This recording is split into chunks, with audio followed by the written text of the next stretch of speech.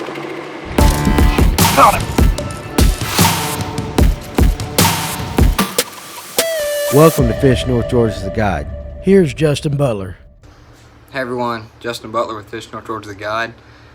Today I fished Lanier the last few days. Been hitting a lot of brush piles and stuff. So I'm going to go over some lures, another kind of what I've been doing. Water temps right around 82 in the mornings, getting up to about 85. It's going to just keep warming up with this warm weather. So what I've been doing, I've been hitting strictly brush piles once the sun gets up and starts to warm. So in the mornings I will run a little shallow water pocket, just try to catch a quick big largemouth. Not many people do that on Lake Lanier, so you know, I enjoy doing that because some days you're gonna run the back of a pocket and you're gonna hook up on a big largemouth, and that's not really that common for Lake Lanier. So what I'm doing in those pockets, I'm running to the back of them, all the way to the back. I mean, boat sitting in 5 foot of water, 8 to 5 foot. Throwing up there with a fluke and a frog. That's all I'm throwing. Earlier in the year, I would have a buzzbait on too, but they just have got away from that, and they like that kind of subtle, not really fast, aggressive, that loud noise. They kind of want that little frog just kind of skipping across, or a fluke doing the same. So that's a good thing to start out in the morning. If not, if you don't want to do that, you can do what I'm about to go over, and you can stick with that all day long. A lot of people think topwaters are a morning deal. Not Lake Lanier. This thing is wide open all day long. They are hitting topwater all day. So first thing is a chug bug. I'm throwing it's got a chartreuse top to it, chrome, it's got the feather tail on the back. This is a smaller version. It's only about 3.5 inches. Been throwing this over brush piles. This is 30-pound braid. Been throwing this over brush piles and doing a absolutely just chugging it along non-stop, just boom, boom, boom, boom, boom, all the way. I mean, I am throwing over the brush pile and bringing it over. So I do start, as soon as it lands, I just start working it. And I mean, making the biggest splash you can without taking this thing out of the water. So I mean, just keep your rod tip down and just yank on it, just as hard as you can, just about it. And they will rip it out of your hand. I had some jumping over it. I mean, they'll hook up. You'll hook up and have them jumping all over it. You'll hook up on 2. They're just wanting to kill it. So I think that they are honestly getting annoyed with it, because the way that they're acting, it's like the louder it is, the more they just absolutely just, it's like going to a fight. They're about to sling that punch. So that's a very fun bite. There's the bait a little bit closer. I mean, you can see that thing. I've been putting that thing into work recently, and it's been fun. Next bait is a fluke. Subtle action. Got a Gamakatsu hook. Best hooks out there. Swivel. Swivel's a key, I think. Why I think it is because in this clear water on Lake Lanier, if you can imagine, I mean, to me it's kind of like you've been underwater. I mean, a lot of people have been in clear water. You can see really good in clear water. Those spots can see much better than we can. So if you're underwater and you see that little swivel, to me it looks like a very small bait fish or plankton, and then all of a sudden you see a little bait fish behind it chasing that, trying to eat it. Okay, there's your food chain. Bait fish eating the plankton, or smaller bait fish. So what's that spot gonna do? Spot's chasing the bait fish. So they're chasing this fluke.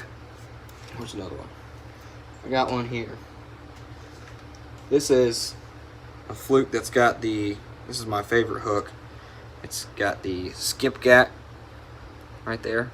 Holds the flukes on so much better. And I believe the reason it does is because look where this one's been absolutely beat But see how that little bend keeps pressed up against it. So it's going to hold that fluke just that much better and keep it pressed up, you know, keep it tight like it should be, and help it dart and swim a lot better. Was out there yesterday. Guy that was with me, Mike, he threw over a brush pile. Okay, he counted it down 15 seconds. Okay, so we're sitting on a 30-foot brush pile, counts it down 15 seconds. Flukes don't fall that fast, but he was throwing a heavy swivel, so it does kind of fall a little faster. And then he just continued just to roll it. And then all of a sudden, I see him just lay into one. And I'm like, oh crap, here we go. So he lays into this fish. Fighting it, comes off. Flukes, if you've ever fished a fluke, I don't know why, but it seems like the hookup ratio sometimes is not the best. Especially when, you know, up in shallow water, they'll crush it, and you know they just got that whole bait in your mouth. You can rip their head off. With that, it's kind of like a very finesse bite. So he's rolling that thing, hooks up, one comes off, another one instantly. I mean, as soon as it came off, boom, another one hooks up. Gets it all the way to the boat. Long line released it right off the boat, but we saw the fish, and I tell you, this was a big one. I mean, it was right at a little over 4, I think. You know, I didn't hold it and weigh it or anything, but from what I could see, that fish was a big one. And all of a sudden, the graph just lit up. And that's a wolf pack coming out of that brush pile for a fluke. So, very subtle action. It was windy out. It doesn't matter if it's cloudy, windy, slick, calm. That fluke is definitely a good bait to have out there any time of the day. And in the same category, and throwing it all day long, this is a Spro little spy bait. This is the pink herring. It's got that pink bottom to them, and it's got that great, I mean, it's got a goldish to a blue, pink bottom, awesome herring profile. If you can see that the hook has got very sharp hooks. Okay, very sharp hooks. It's got that little feather, kind of like tinsel stuff in it. Another thing with Spros is they've got, if you can see that, it's a swivel built in on little one on both ends. Helps it just swim better through the water, and I mean, really allows it to, you know, stay straight and swim very well. This is a Spin John 80, I believe. This is an 80. Yep, this is an 80 size.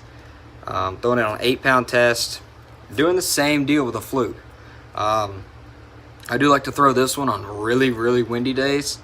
Throwing it on a spinning rod, you can really cast it out there and just roll it around that thing. But I mean, even when it's slick calm, very good bait to throw when it's slick calm. That's that Spin John 80 right there. Alright, so we would do that for till about 10:30, just running those pockets. I mean, dang it. We run the pockets in the morning, run those brush piles. And yesterday seemed to be more of a points day. The brush piles that were on points more than humps is where the fish seemed to kind of be located better. There were fish on the humps. We did have some good fish come off right at the boat on those humps, but overall it was points with brush on them. So then sun came up, got hot, started to slow down, so we moved on and started drop shotting. And right before we started drop shotting strictly, we ran and hit some shaded docks. This time of year I feel like it's overlooked kind of, just because brush piles is what you hear a lot, but shaded docks is where I feel like a lot of largemouth go to, and even spots go to once that sun gets really high, straight up in the air, because those docks will always have shade right under them. And those fish are in the shade. They're just trying to stay cool. I'm in the shade right now. It's hot outside, so what do humans do? They get in the shade. Fish, they get in the shade as well. So what we did is we ran we were fishing up a little point, had some brush on it, looked around the corner, and all of a sudden you could see bait scooting down the dock. You know, just little thread fin jumping beside it. All of a sudden, just one blows up on that bait. That was a sign for me. I realized, hey, maybe they're on the docks. So he's over there, and Hunter that was with me, Mike's son, he's decides to throw a jig up under there and lets it sit. And I believe that's a good thing to do, is to let it sit there, because those fish, they're really not that active. I mean, they are active, they're definitely going to eat, but they have to eat. But I feel like if you just let that bait sit there under that dock, summer and winter are a lot alike. So those fish are kind of lethargic. They don't really want to waste a lot of energy, and they just want to eat right in front of their face. So he threw this jig. This is a Georgia blade. You can see the set the rod down where the trailer's been all ripped apart from skipping this thing and catching fish out from under those docks. This is a Justin's jig. This is my favorite color, and thanks to Georgia Blade for naming this after me. It's a green pumpkin with a little brown in there. Got the cinnamon trailer. Skipped it up under there. Lets it sit. I mean, it was sitting probably 15 seconds, just holding it there. And all of a sudden, you just see that line just go running out from that dock. Lays into it, catches a largemouth, probably a little over 3. And that was the first dock we fished. So, I mean, that's just a sign. It may have been luck, you know how fishing is with that, but that was a sign. We caught a few more on the docks. Saw a bunch of bait. We were fishing in 4 Mile, so if you fish on Lanier, you know the water temperature kind of varies in 4 Mile because of the live feed in the back that is always running. But that jig up under a dock, it just catches them. Throw it on some shady banks that had some laydowns, had some rock. Same deal, you know, had a lot of fish. Follow it. I mean, we were reeling it in, and you could see them follow it right up. So they're just there. That's a good thing to be hitting this time of year. I do like to follow that pattern. Hurry up, hit some brush in the morning, or run a pocket. Then go to some shade and fish shade for about an hour. And then I like to go to brush piles and drop shot on them. So now with the drop shots, which caught a lot of our fish, we were throwing, I had 2 different drop shot setups for our, what we were going. You know, we had 2 guys drop shotting. So we had one, this is LJ's, this is Fruity Worms, LJ with Lanier Baits. This is his Lanier Passion. Let me get it in there so we can see. Got a fly buzzing around me too. So there's that worm. It's very clear with that blue and black sparkle.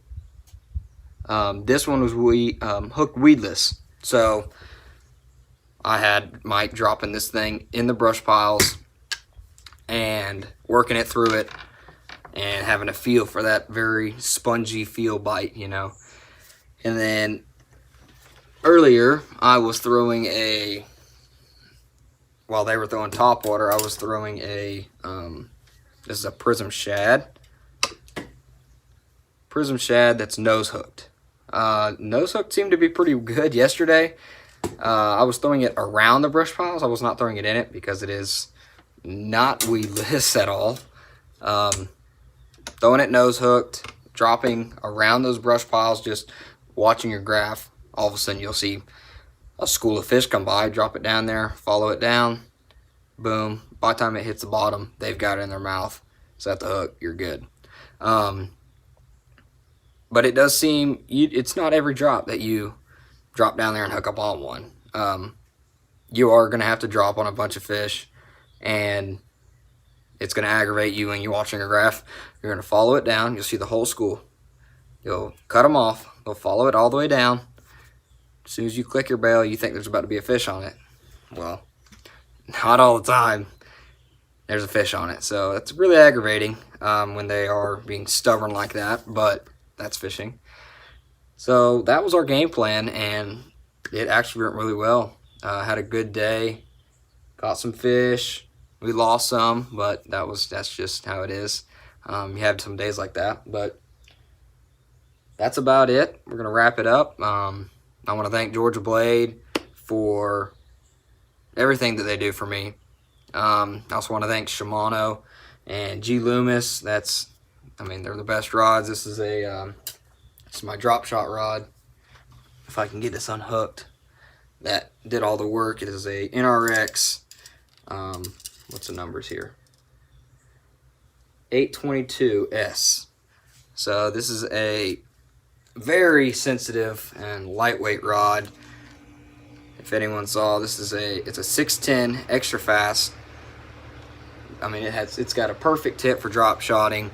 I like the length because you're kind of close with your trolling motor. To me, I feel like when you're dropping straight down, watching your transducer. So you don't really need a long rod unless you're casting one, but I have a different rod for that. So if I like this rod, it's lightweight. It's paired with a CI4, Shimano Stratic CI4. 8-pound Seagar, a Braze X, can't beat it in those brush piles and stuff. Those fish get you in there, and you've got to get them out. So with that reel, that rod, and that line, just can't beat it. My jig rod, I'm throwing 15-pound a Braze X, or just skipping it around docks and rocks. You really want to have that tough line and that reliable line. Honestly, that's my main thing. Is reliable line is what you need for a good jig rod and a good jig bite. Because you're throwing this jig wherever you can get it, as shallow as you can get it, as deep as you can get it, as thick of cover as you can get it, rocks, anything. And you really want to have that good line, Seagar Braze X. And I'm throwing this on this is a 7-foot 844 fast heavy rod, G Loomis Conquest, and I have this is nothing special, but a fantastic reel. This is a Corrado K. Can't beat it. Skip's perfect. I don't really like the DC for skipping because I feel like it kind of slows yourself down. You really just want to get good with get a reel that you like. The Corrado K is perfect. Get a reel that you like and tune it exactly how you can skip good with it, and just put it up under there and be able to control that line is key.